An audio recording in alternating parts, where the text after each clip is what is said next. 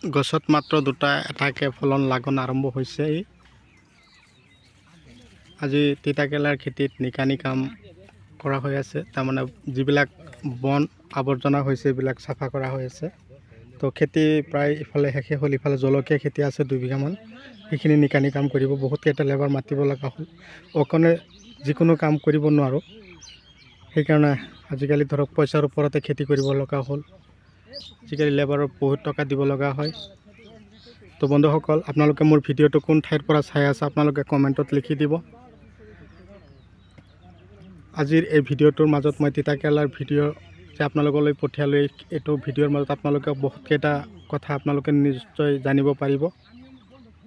আমি তিতাকেৰেলা খেতি কৰোঁ ঠিকেই, কিন্তু তিতাকেৰেলা খেতিৰ কাৰণে কিছুমান মেডিচিনৰ প্ৰয়োজন হয়।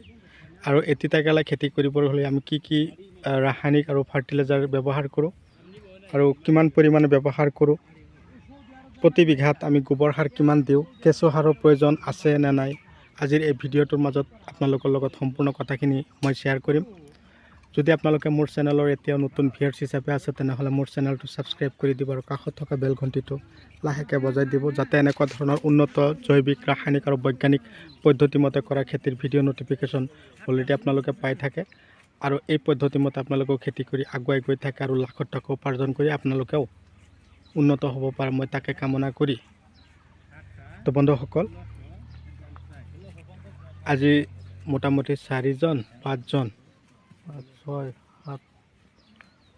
7 8জন মান মাতা হ'ল।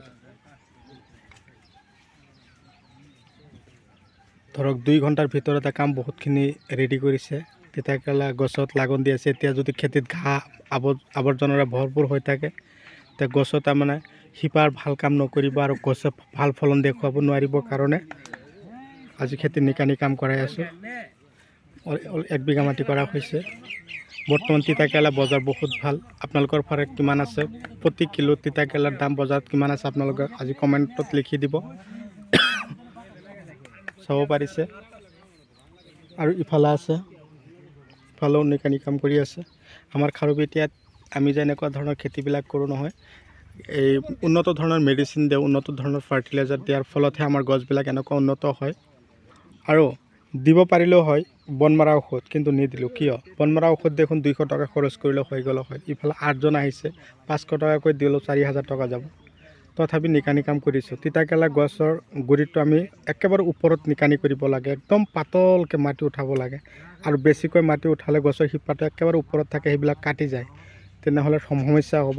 আৰু সেই খেতিত নিকানি কাম যে কৰি আছোঁ, তাৰ আগমুহূৰ্তত আমি গ্ৰিফিন, গল্ড স্পেচিয়েল চইল, মাৰ্বল, স্পাৰ্কাৰ জিয়াৰ এইবিলাক আগতীয়াকৈ খেতিত সিঁচি লৈছোঁ। তাৰ লগতে DAP আৰু ইউৰিয়া সাৰ মিক্স কৰি সিঁচি দিছোঁ।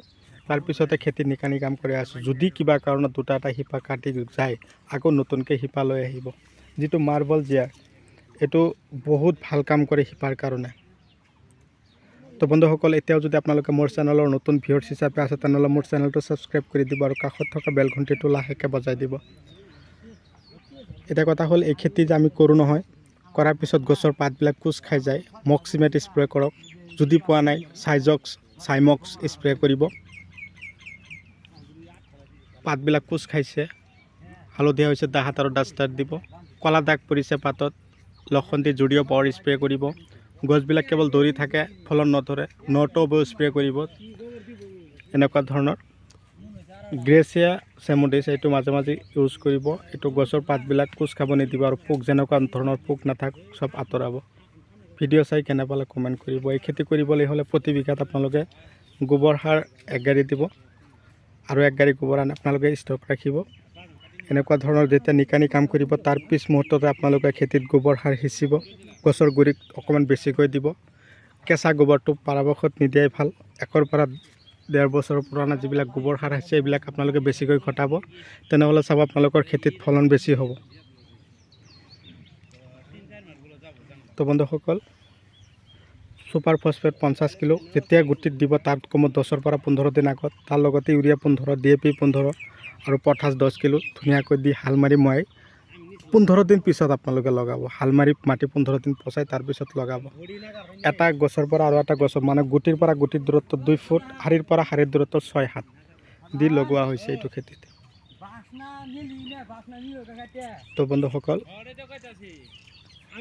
আপোনালোকে ভিডিঅ' চাই আছে বহুত বহুত ধন্যবাদ দিছোঁ। আপোনালোকে চোৱাৰ লগতে বেলেগকো চোৱাৰ সুবিধা কৰি দিয়ক। তাৰ কাৰণে আপোনালোকে মোৰ ভিডিঅ'টো কি কৰিব, যিমান পাৰে শ্বেয়াৰ কৰিব। তাৰে কামনা কৰি আজিৰ ভিডিঅ' মই এইখিনিতে অন্ত মাৰিছোঁ। পৰৱৰ্তী ভিডিঅ'ত পুনৰাই লগ পোৱাৰ আশাৰে ধন্যবাদ।